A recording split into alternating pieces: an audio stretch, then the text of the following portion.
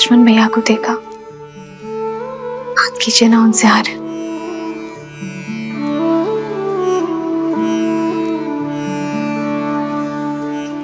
पहले परिवार से वियोग का दुख था, अब उनसे मिलने से कदाचित परिवार की स्मृतियां सता रही हूं। एक विचित्र ग्लानि भाव देखा मैंने भैया की आंखों में। कभी कभी भावनाएं मन के अंकुश से मुक्त होकर बहने लगती हैं सीता।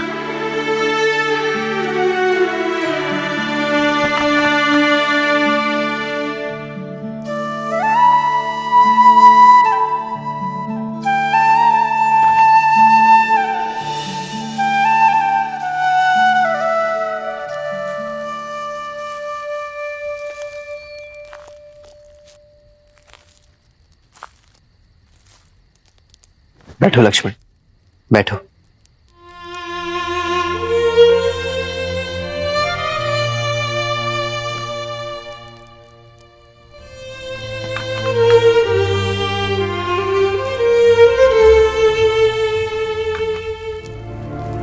अग्नि में जितनी लकड़ियां डालते जाओगे वो उतनी ही भड़कती जाएगी लक्ष्मण।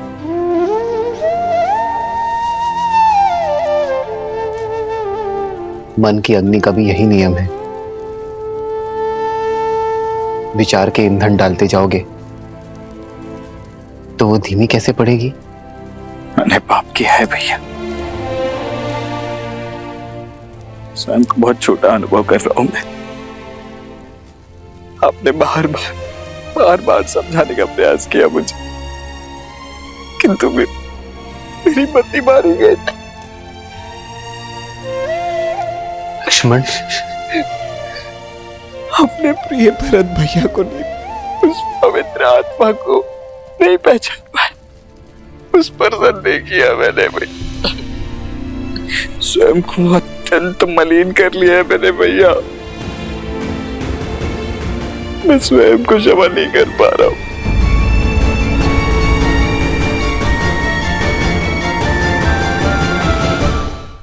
मुझे समझ नहीं आ रहा भैया कि मैं कैसे इस ग्लानि से निकलूं। स्वयं पर इतनी कठोरता क्यों लक्ष्मण?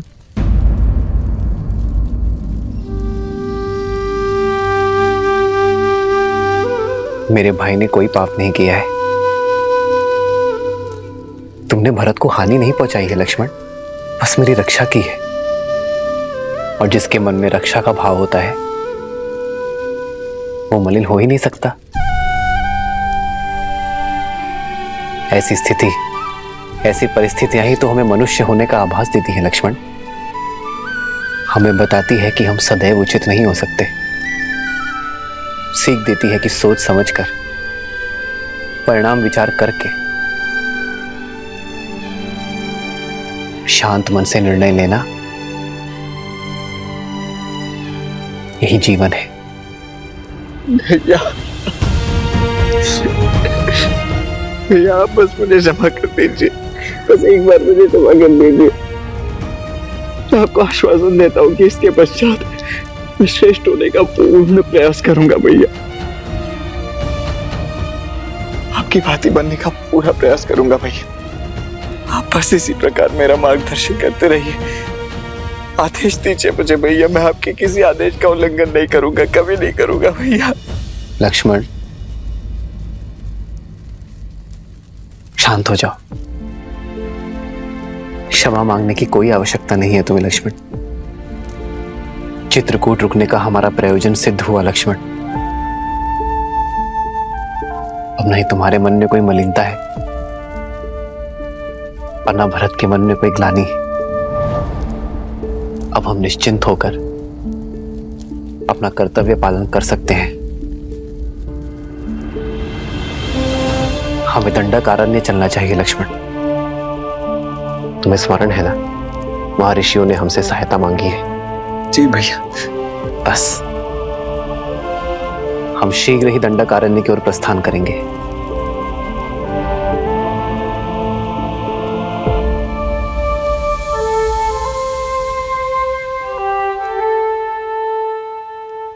जीवन के पथ पर बिछे कांटों पर भी इतनी सरलता से कैसे चलते हैं श्री राम? देवी, जो संकट के समय में भी संयम रखे वही तो है राम। जिनके निर्णय स्वार्थ से मुक्त हो वही तो है राम। जो अपने आज से संसार के आने वाले कल को सुंदर बनाए वही तो है राम।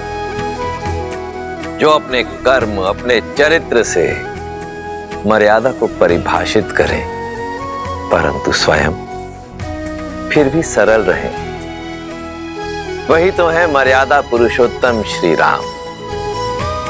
जब मेघ अपने भीतर भरे जल का स्वार्थ छोड़ उसे भूमि पर बरसाने के लिए सज्ज हो जाए तभी तो प्रकृति खिलती है।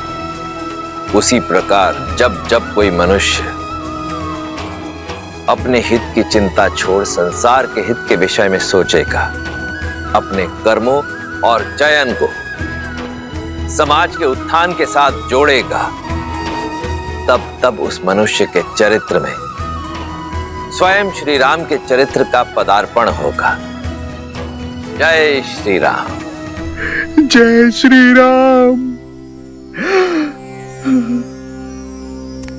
अंजनी पुत्र की जय हो। सेनापति हनुमान, भारी संकट आन पड़ा है, आपकी आवश्यकता है।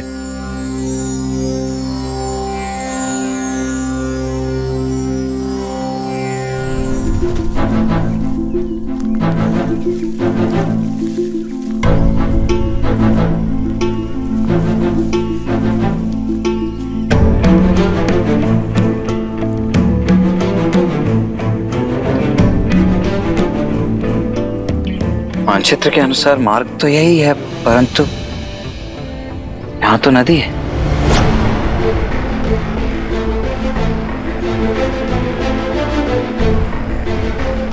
कदाचित हम मार्ग भटक गए हैं भैया।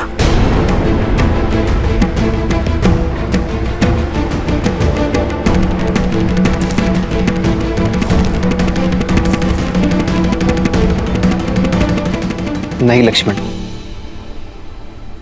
अब तक का मार्ग ऋषि भारद्वाज द्वारा दिए गए मानचित्र के अनुसार ही चुना है, अर्थात दंडकारण्य का मार्ग सामने ही होना चाहिए।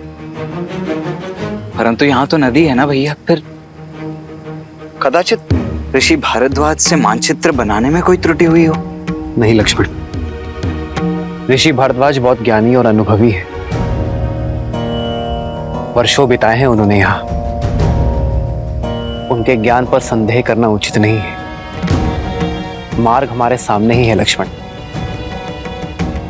कदाचित हम उसे देख नहीं पा रहे हैं।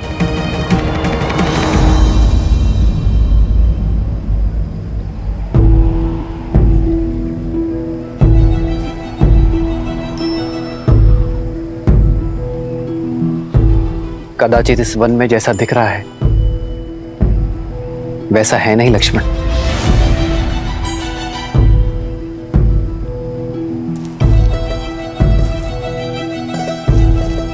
संभलकर भैया, नदी गहरी प्रतीत हो रही है।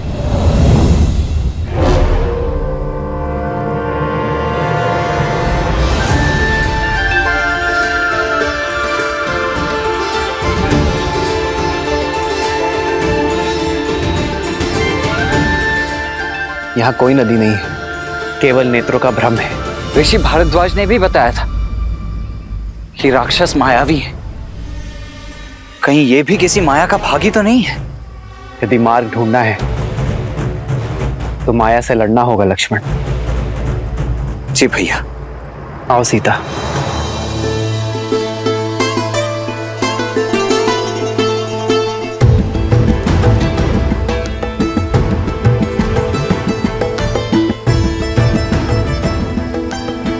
आओ लक्ष्मण।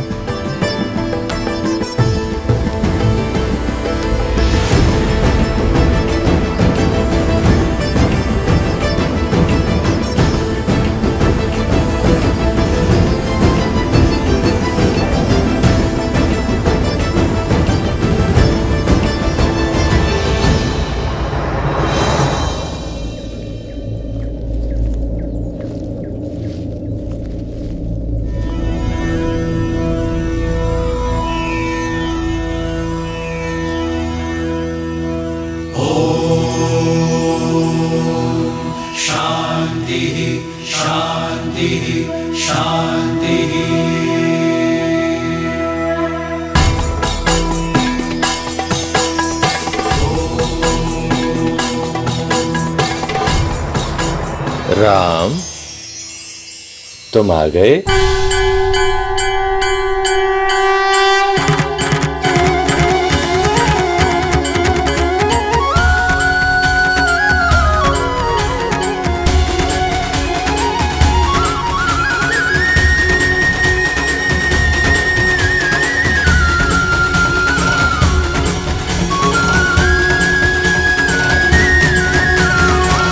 आप हमें जानते हैं ऋषिवर? हाँ राम, तुम्हारे जैसा पुरुषोत्तम ही हमारे द्वारा रचित इस ब्रह्म जाल को तोड़कर अत्रि आश्रम में प्रवेश कर सकता है। ऋषि अत्रि, भाग्यशाली तो हम हैं जिनके तप और तेज के विषयों के बारे में केवल सुना, आज उनके दर्शन भी पा लिए। प्रणाम ऋषिवर। यशस्वी भव, तुम्हारा शौर्य बना रहे। सौभाग्यशाली भव। ऋषिवर, यदि हमारे आगमन से आपका तप भंग हुआ है तो हमें क्षमा कर दीजिए। नहीं राम, तुम्हारे आने की प्रतीक्षा के लिए तो ये तप था, और तुम आ गए, अब ये संपूर्ण हो गया। हमारे आने की? हाँ, उन राक्षसों के अंत के लिए जिनका प्रवेश रोकने के लिए मैंने अपने आश्रम के चारों तरफ दृष्टि भ्रम उत्पन्न किया हुआ था। अब तुम आ गए, इसकी कोई आवश्यकता नहीं। बचपन से आपके तेज और माता अनुसुईया के तप की कथाएं सुनी है, आज दर्शन हुए। माता अनुसुईया के दर्शन की भी इच्छा थी मेरी। कहाँ है वो?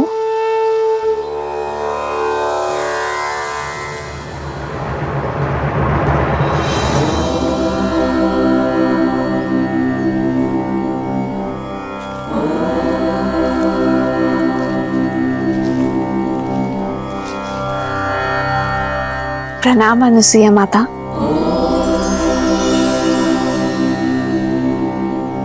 राम और लक्ष्मण का भी प्रणाम स्वीकार करें माता। आशीर्वाद मांगने के पूर्व मेरे एक प्रश्न का उत्तर दो राम। ये दंडक वन है, यहाँ पग पग पर उदंडी असुरों का वास है। ये एक सज्जन शीलवान स्त्री के लिए कोई स्थान नहीं, और यहाँ तुम अपनी कोमल पत्नी को लेकर आने की भूल कैसे कर सकते हो? ये सुरक्षित नहीं है राम। क्षमा करें माँ, पर मैं असुरक्षित नहीं। जैसे आपके पास आपकी सुरक्षा के लिए आपके तप का ताप है, उसी प्रकार मेरे पास मेरे पति,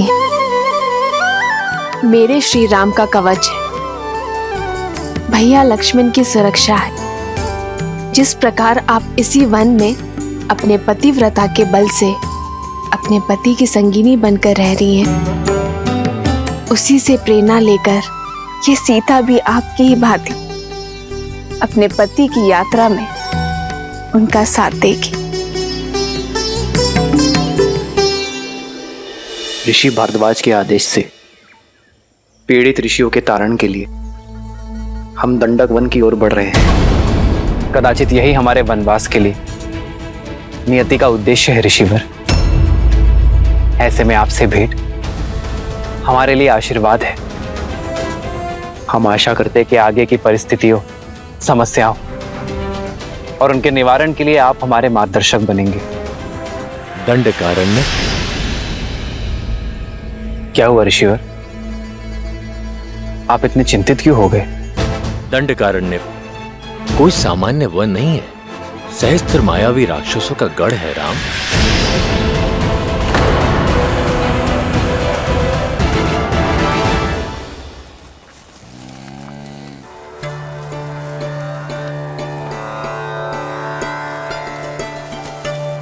यदि अनुमति हो तो कुछ पूछूं माँ? हाँ पूछो। आपके तपोबल के विषय में बहुत सुना है माता गार्गी से। क्या सुना है? यही कि कैसे त्रिदेव ऋषियों का भेष धरकर आपके पतिव्रत की परीक्षा लेने आए थे, और कैसे आपने एक असंभव चयन किया।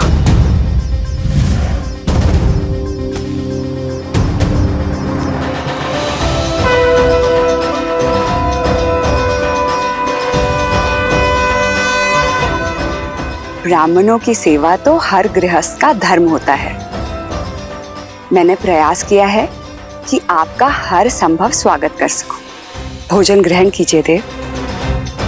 अवश्य देवी, परंतु बिना स्नान किए ये भोजन ग्रहण करना हमारे लिए वर्जित है। मैं अभी आप लोगों के स्नान का प्रबंध आश्रम के जलाशय में करवा देती हूँ। रुकिए देवी, धर्म कहता है कि अतिथि की इच्छा को उसके अनुसार ही पूर्ण करना चाहिए। हमारा कहने का आशय ये है कि यदि आप स्वयं अपने हाथों से हमें स्नान कराएंगे तभी ये भोजन ग्रहण करना उचित होगा।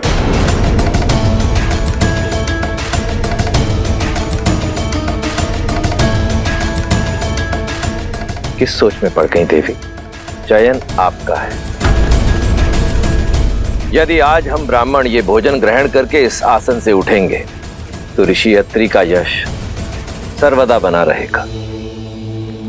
परंतु यदि हम भोजन ग्रहण किए बिना ही आसन से उठ गए तो अब तुम ही बताओ सीता, ये चयन उचित था या नहीं?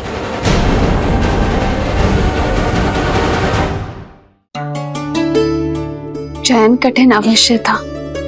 जिस संसार में एक स्त्री की पहचान उसका रूप और यौवन होता है, आपने अपनी बुद्धिमता और चतुराई से स्त्री की नई परिभाषा लिख दी है। एक और पतिव्रता धर्म था और दूसरी ओर अतिथि धर्म। एक को बचाती तो दूसरा टूट जाता।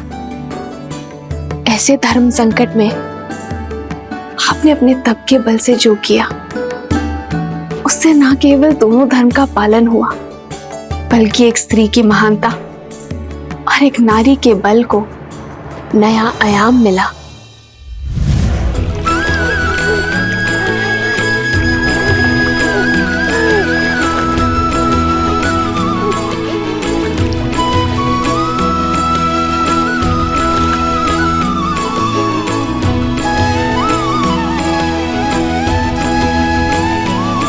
अब आपका स्नान संपन्न हुआ।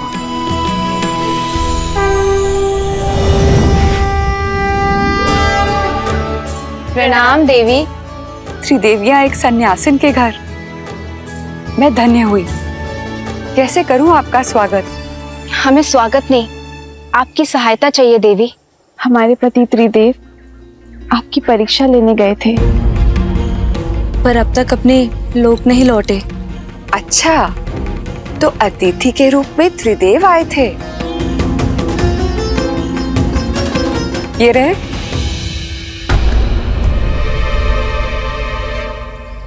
अपना अपना चुन लो।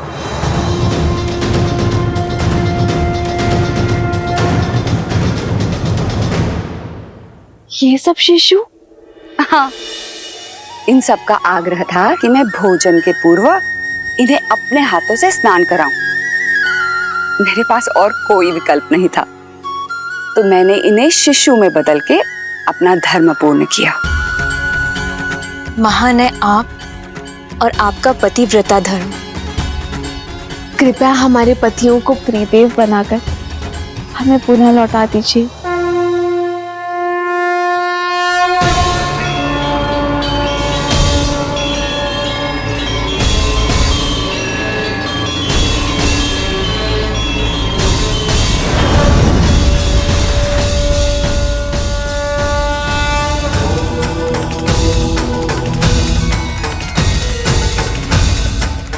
देवी अनुसूया, संसार में जब जब पतिव्रता धर्म की बात होगी तब तब आपका उल्लेख अवश्य होगा। धन्य है आपका तप, आपका बल और आपका धर्म। और धन्य है हम माता कि हम जो जन्मे नहीं उन्हें आपके रूप में माता का प्रेम और स्नेह मिला।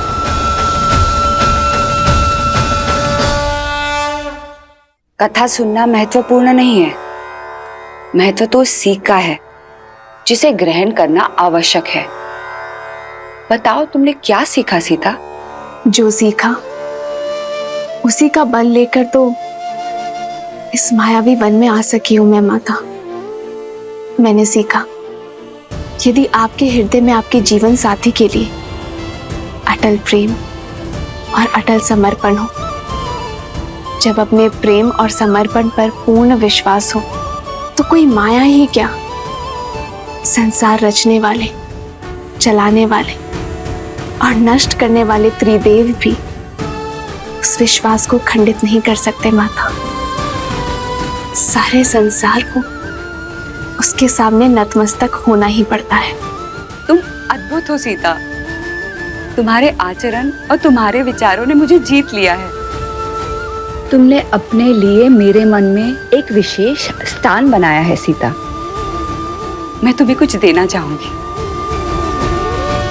दंडकारण्य रण क्षेत्र होगा राम, जहां शत्रु सामने से नहीं दिखाई देगा और प्रहार किसी भी दिशा से हो सकता है। जहां रावण के सौतेले भाई खरदूषण के अतिरिक्त अकंपन, तृष्णा, विराद और कवंद जैसे मायावी राक्षस होंगे। अब तुम ही बताओ, उस स्थान पर एक स्त्री का रहना उचित है?